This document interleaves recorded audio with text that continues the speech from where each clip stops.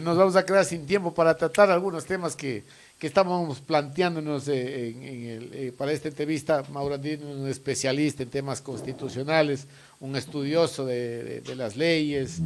Bueno, mucha gente ya conoce a Mauro Andino. Y siempre que tenemos estas dudas en cuestiones jurídicas y políticas, acudimos a Mauro Andino. Gracias, Mauro, por estar nuevamente con nosotros.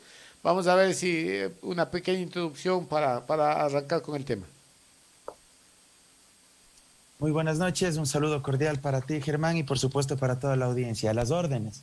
Muy bien, y vamos a consultar básicamente qué es lo que está pasando en la Asamblea Nacional con estos temas que hoy está viviendo, que realmente son de Ripley, no los intentos de comenzar a fiscalizar al CAL, entre otros asuntos, que supuestamente hay varios vacíos jurídicos que no permitirían que el CAL se autosancione o se autorrevise, entre otras cosas. Pero vamos a hacer una pequeña preludio, hablando de una de las noticias más relevantes de esta semana, que ha sido la liberación el ex vicepresidente Jorge Glass.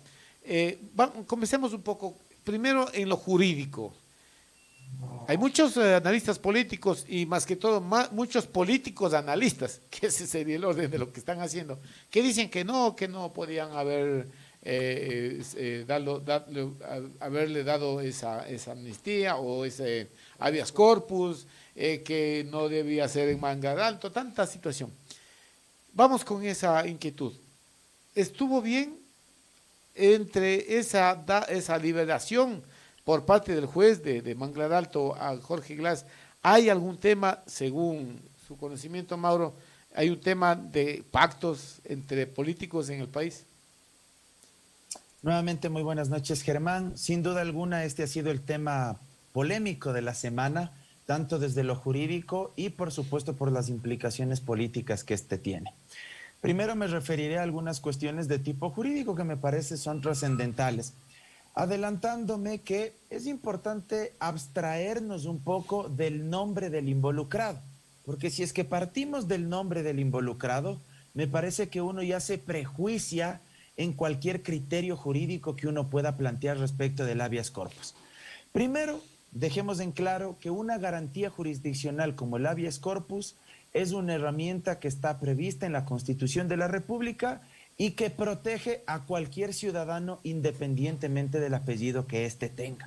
Segundo, una de las grandes preguntas que la gente se plantea: ¿podía cualquier persona en representación de Jorge Glass o a nombre de Jorge Glass actuar como accionante, es decir, ser el legitimado activo y presentar la acción de habeas corpus para que lo favorezca a él?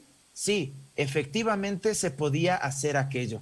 Tanto es así que existe el artículo 86 de la Constitución como el artículo 9 de la Ley Orgánica de Garantías Jurisdiccionales, que señala con claridad que el legitimado activo puede ser cualquier persona diferente al titular del derecho alegado como vulnerado. ¿En razón de qué? De lo que la doctrina y la Corte Constitucional conocen como legitimación activa amplia. Entonces, este primer punto debe quedar absolutamente claro, porque muchas personas han dicho: ¿por qué esta señorita o esta señora que había sido candidata, había participado políticamente, presentó a nombre de él el habeas corpus? ¿Podía hacerlo? Sí podía hacerlo, constitucionalmente, legalmente hablando.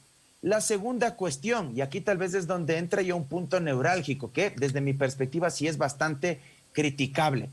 ¿Se debía o no presentar el habeas corpus ante un juez de Manglar Alto? Y aquí sí voy a discrepar, en cambio, con quienes defienden que sí se podía. Mi punto de vista es que ese juez no tenía competencia para conocer esta acción de habeas corpus por las siguientes razones. Porque la Ley de Garantías Jurisdiccionales y Control Constitucional y también la jurisprudencia de la Corte han señalado que cuando usted desconozca, ojo, cuando usted desconozca el paradero de la persona que está privada de la libertad y cuya integridad física vida, derecho a la salud está en peligro, si es que se desconoce el paradero del privado de la libertad, entonces usted tendrá que acudir a presentar el habeas corpus en el domicilio del accionante. Ahora, Mauro, en este sentido, no sé si costamos un poquito, no se decía, y en las noticias incluso se publicó en varios portales, de que parece que el SNAI no daba cuenta de las consultas de sus abogados, de dónde mismo estaba recluido Jorge Glass. A eso quiero llegar, que es otro elemento clave, porque yo creo que aquí hay cuestiones de lado y lado. Para terminar la idea anterior, el domicilio legal de Jorge Glass, ¿dónde estaba? En Guayaquil. Eso es al menos lo que conocíamos nosotros. Consecuentemente, él debió haber presentado, o la persona que presentó la acción, debió haberse presentado en todo caso en la ciudad de Guayaquil. No se lo hizo ahí, porque además se sabía que estaba privado de la libertad en Cotopaxi, ¿verdad? Consecuentemente, si es que no se logró verificar que se desconocía el paradero de él, tenía que haberse presentado, la otra alternativa era ante la Corte Provincial de Cotopaxi, porque se trata de una persona privada de la libertad que estaba cumpliendo una sentencia condenatoria que ya estaba ejecutoriada. Si es que efectivamente se conocía, como es de dominio público por todos, que él estaba en Cotopaxi, en la Tacunga. Pero aquí viene lo clave, lo que tú bien sacas a colación. ¿Quién tenía que demostrar que lo que la accionante, la señorita, estaba diciendo que no era verdad supuestamente? Era el representante del SNAI, pues. Él tenía que oponerse a los fundamentos de hecho y de derecho del accionante y decir, oiga, lo que usted está diciendo, entre otras cosas, de que desconoce el paradero del señor Jorge Glass, es mentira. Y señor juez de la unidad jurisdiccional de Manglar Alto, iníbase de conocer porque usted no es el competente y remite la documentación a la Corte Provincial de Cotopaxi porque el señor está ahí recluido. Y aquí demuestro con estas evidencias que sí conocía a todo el mundo que ahí estaba privado de la libertad. Pero ¿qué es lo que sucede?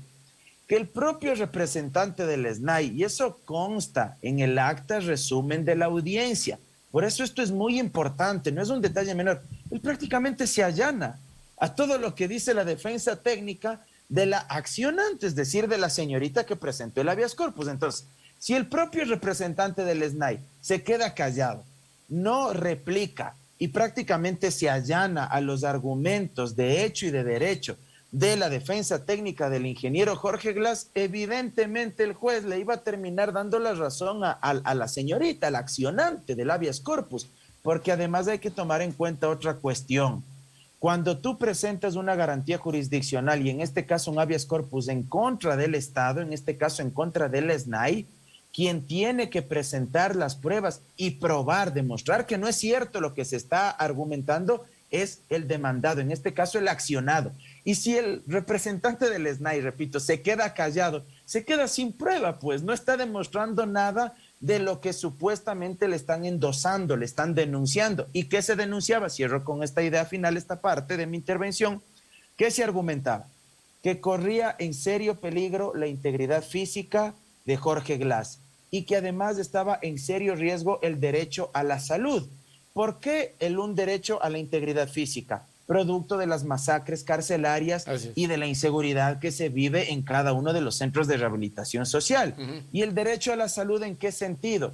Porque varios médicos del Ministerio de Salud que comparecieron a la audiencia indicaron que aproximadamente por 2 décadas, es decir, por aproximadamente 20 años, él venía arrastrando una enfermedad crónica que era, se me va el nombre este rato, una enfermedad crónica, artritis crónica me parece que es, pido disculpas si es que la memoria me falla este momento, y que la medicación que le estaban proporcionando incluso ya no le hacía efecto y que él se estaba haciendo tolerante o resistente a la medicación y que además de las dolencias físicas que le afectaban a los huesos, a la columna y a otras partes más de su cuerpo, aparte de esto estaba teniendo problemas psicológicos, psiquiátricos, que tenía una enfermedad psicológica que estaba deveniendo incluso en problemas ya psicóticos, porque aparentemente él estaba alucinando, que él veía rastros o huellas de sangre en las paredes, que él estaba sufriendo de alucinaciones y que la medicación tampoco le estaba haciendo efecto. Yo no estoy, ojo, ni diciendo que sea verdad ni que sea mentira. Lo que quiero dejar en claro es que quien tenía que contraargumentar a todo eso, nuevamente quiero insistir en esto, era el representante del SNAI. Y si el propio representante del SNAI, es decir, el servidor público que trabaja para el gobierno del presidente Lasso, se queda callado y no dice nada, es obvio que el juez va a dictar sentencia a favor del accionante. Entonces, esto tiene que quedar absolutamente claro. Y asimismo, el representante de la policía y el representante del Ministerio de Gobierno guardaron silencio. Ninguno dijo nada. Entonces, esto, digamos, en la parte jurídica, en este primer momento. Claro, porque en lo que es el contexto nacional, lo que será la idea es que por ahí asomó un abogado, se fue al juez, calladito, hicieron todo y salió rápido. No, estuvieron representantes del SNAI, quienes, como tú dices, Mauro, sospechosamente, o qué será, otra palabra para no ser tan, tan insidioso en eso, que no se sabe por qué, se quedó callado y no puso las pruebas en contra de lo que la accionante dijo, ¿no? Entonces, en este contexto, Mauro, para ti, ¿esto puede dar la idea de que hubo un acuerdo, el gobierno comunes? No quisiera dejar de mencionar algunos otros elementos jurídicos que son importantes antes de responder a tu pregunta en lo político. Otra de las grandes interrogantes que ha surgido es, ¿se puede presentar un habeas corpus a pesar de que esa persona está privada de la libertad y ya está ejecutoriada una sentencia condenatoria?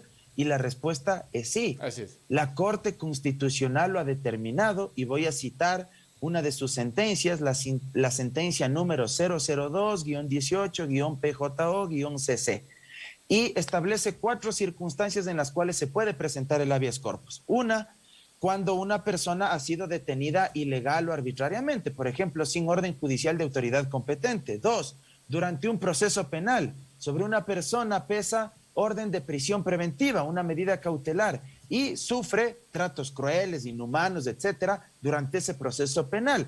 3, cuando una persona ha sido privada de la libertad y se desconoce su paradero. Y el cuarto escenario, que es del que estamos hablando, cuando esa persona ya se encuentra cumpliendo su condena, es decir, también se podía presentar. Ahora, claro, aquí viene algo que también es bastante discutible y debo decirlo con profunda honestidad intelectual. No es que a cualquiera que ha sido privado de la libertad y que ya está cumpliendo la condena, se le puede dar un habeas corpus. Hay factores que debe analizar el juez constitucional para poder otorgarle. Y aquí cito otra sentencia, la número 209-15-JH del año 2019 de la propia Corte Constitucional. Dice que el habeas corpus a favor de un privado de la libertad que está cumpliendo una condena se puede otorgar en 3 supuestos, pero no en todos se le puede sustituir la privación de la libertad con medidas alternativas. Porque podría suceder que se trate de una persona que tiene enfermedad crónica o catastrófica, pero para proteger su derecho a la salud, lo que la Corte puede disponer no es la libertad, sino que se le dé la atención médica especializada dentro del propio centro de privación de la libertad. Pero ahí viene un segundo caso, un segundo supuesto. Si la atención médica especializada que se le debe dar en el centro de privación de libertad no es suficiente y requiere salir a un hospital, a una clínica, la Corte dice que por la gravedad de la salud, de la dolencia que está viviendo, si es que eso es necesario, puede salir eventualmente bajo un cronograma, bajo una planificación, y que el PPL vaya acompañado de la fuerza pública a esa clínica a recibir el tratamiento. Es un segundo escenario. Y el tercero, ¿qué dice la Corte? Si ninguno de los 2 casos anteriores es factible, la Corte dice, solo excepcionalmente, y subrayo esta palabra, excepcionalmente, el juez de garantías penitenciarias podrá dictarle medidas sustitutivas a la privación de la libertad. ¿Por qué? Porque no es posible garantizar el derecho a la salud ni con atención médica dentro de la cárcel, ni sacándole 1, 2, 3 días a la semana a un centro médico con resguardo policial, dado que la gravedad de la enfermedad crónico-catastrófica hace que ese PPL tenga que recibir atención médica todos los días. ¿En dónde? En su domicilio. Ahora, y ahí, Mauro, la implementa situación, el arresto domiciliario. la situación va es más, bueno, la salud, obviamente, lo que tú has dicho, pero lo más grave de todo es la condición de riesgo y de peligro y de la imposibilidad del Estado de ofrecer las garantías a la vida de Jorge Glass en este caso, ¿no? O sea, si se mataron, se degollaron, se asesinaron en esa misma cárcel gente, claro, el juez, claro, puede salvarle la vida curándole, sacando al hospital, pero una de esas vueltas a la cárcel le dan el pasaporte a la otra vida, pues. Ese es otro de los elementos jurídicos que se expusieron en la audiencia, porque eso se lee del acta resumen, ¿sí?, de la audiencia de habeas corpus, donde la defensa técnica de Jorge Glass sostiene que ha recibido amenazas, que la situación dentro de los centros de privación de libertad es insostenible, dados los últimos acontecimientos también que se generaron en Turi, ¿sí?, donde evidentemente pues ningún privado de libertad está con la certeza de que su integridad física está segura, está protegida. Claro. Ahora, hay que reconocer también que esto es susceptible de muchas críticas. ¿Por qué? Porque la situación de Jorge Glass, donde su integridad física puede correr serio riesgo por las masacres carcelarias, no es el único caso. Sí me explico, y tal vez por eso muchas personas, principalmente activistas de derechos humanos, cuestionan también esta decisión. Muchos de ellos no critican que se le haya otorgado el habeas corpus. Lo que critican es... ¿Por qué no al resto? ¿Por qué? Exactamente, claro. Germán. ¿Por qué en este caso sí se actúa de manera tan diligente y se le otorgan las medidas alternativas aduciendo que su seguridad e integridad física estaban en riesgo, cuando casos como él hay decenas o por centenas igual en las cárceles del país y donde no se ha actuado con la misma diligencia o rapidez, claro, que la justicia constitucional exige? Entonces, también hay que ser honestos en esto y decirlo. Entonces, claro, eso es lo que genera, ahí vamos a lo político. Ahora que el gobierno... Suspicacias, sospechas, y genera una serie de lucubraciones. Ahora que el gobierno ha hecho muchas cosas, ¿no? Y a punta de decretos ha estado perdonando e indultando a mucha gente, ¿no? De la falta de celeridad, de oportunidad en el ejercicio o en la operación de la justicia, ¿no? De que el gobierno ha mantenido a mucha gente metida presa, y es más, mucha gente de la que ha muerto masacrada, es gente que estuvo preso por alimentos, que estuvo detenido por un accidente de tránsito. Entonces, estos temas hablan de que tenemos una justicia, por menos decirlo, ineficiente, ¿no? Y que obviamente, según los abogados de Jorge Glass debía haber estado fuera de la cárcel ya habiendo cumplido sus porcentajes hace año o 4 meses. Bueno, pero una última pregunta y te ruego, Mauro, muy corta la respuesta. ¿Esta decisión del juez es sujeta o se puede apelar? Absolutamente, de hecho ya lo han hecho, pero hay que tomar en cuenta que las garantías jurisdiccionales son de cumplimiento inmediato y obligatorio. ¿Qué significa esto? Que aunque haya apelado el SNAI, esto no suspende los efectos inmediatos de la sentencia del juez de primer nivel. Por eso es que se emitió la orden, la boleta de excarcelación para que Jorge Glass salga en libertad. Ahora, tiene 8 días desde que ya llega la apelación a la Corte Provincial para resolver esta apelación. Pero aquí nuevamente vamos a encontrar en estas críticas a la Administración de Justicia. La ley dice 8 días, lo mismo respecto de una apelación a una acción de protección cuando tú apelas ante la Corte Provincial. Pero en la práctica, mira, te digo, eso no sucede.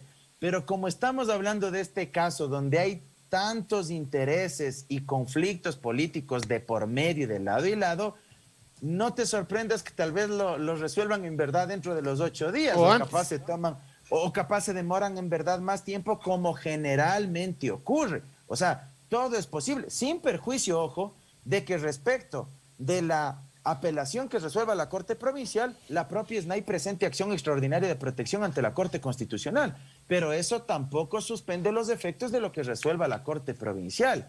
Así que aún hay mucha tela por cortar en este tema, en lo jurídico, y como estamos en Ecuador, no te sorprendas que incluso le revoquen el fallo del juez de primera instancia, o ratifiquen y luego esto se dirime en la Corte Constitucional, como pasó, por ejemplo, con el caso de Jorge Yunda, que no era un habeas corpus, sino una acción de protección y llegó ante la Corte como acción extraordinaria de protección. Entonces, Aquí todo puede pasar y no hay que dar por descontado absolutamente nada. Muy bien, vamos rápidamente porque nos queda muy poco tiempo, Mauro. Qué pena. Tenemos otra entrevista, así mismo, muy importante desde la ciudad de Babahoyo. ¿Qué pasa ahora con la asamblea, Mauro? Un entrampamiento jurídico que los vocales, no, los miembros del CAL no pueden ser juzgados porque no tienen, qué sé yo, no tienen quien les sustituya o quien les subrogue. ¿Qué mismo pasa con el CAL en la Asamblea Nacional? Yo creo que el CAL actuó bien al calificar la primera denuncia, la de Esteban Torres Cobo en contra de Guadalupe Llori, y actuó bien al abstenerse, al excusarse cada uno de los miembros del CAL de calificar las otras dos denuncias.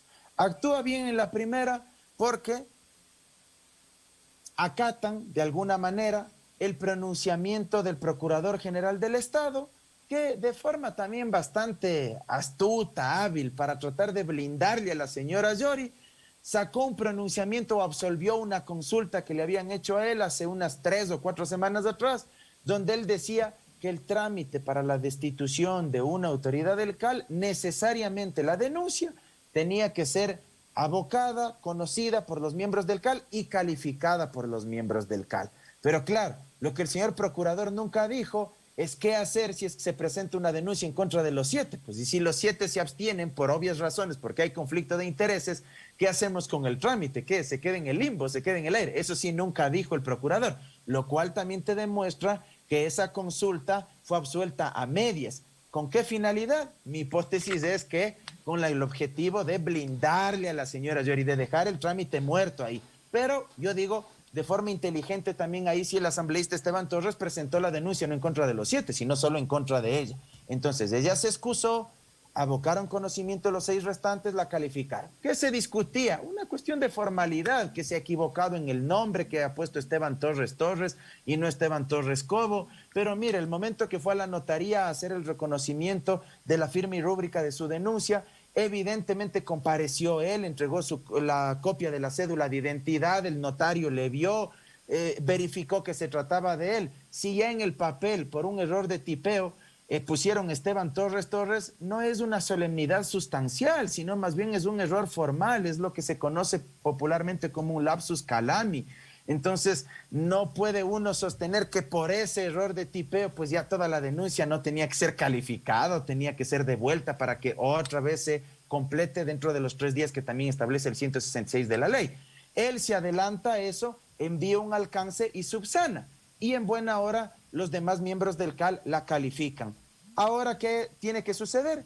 Pasa al Pleno y el Pleno lo que tendrá es que conformar la comisión pluripartidista. 5 miembros que tendrán que sustanciar el trámite de destitución en contra de Guadalupe Llori. Por supuesto, hay que garantizarle el derecho a la defensa, que se respete el debido proceso, que presente sus pruebas de descargo, que Esteban Torres presente en cambio sus pruebas de cargo. Tiene un plazo ahí. La comisión tiene que aprobar un informe que tiene que ser elaborado previamente un borrador por parte del presidente de esa comisión.